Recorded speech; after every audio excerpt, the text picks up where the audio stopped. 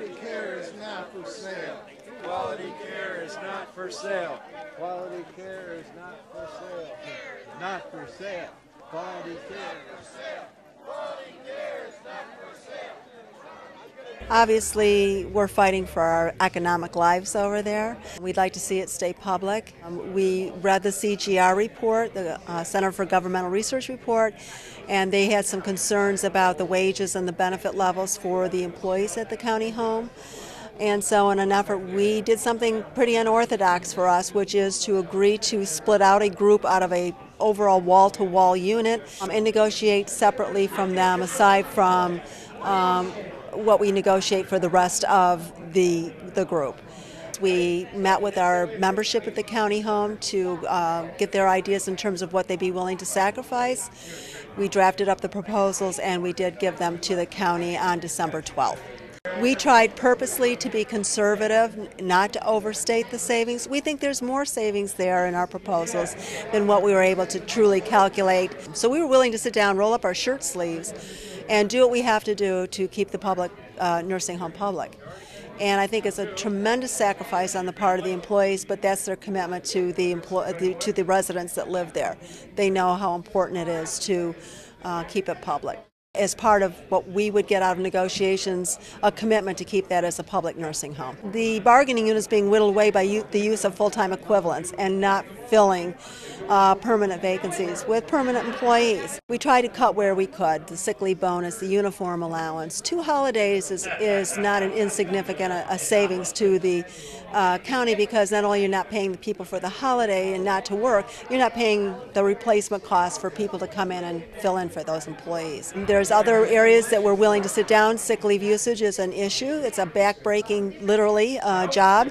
We're trying to do safe patient handling to try to cut down on the injury rate, which, if you want to talk dollars and cents, can cut down on their workers' comp usage and premiums that they have to set aside.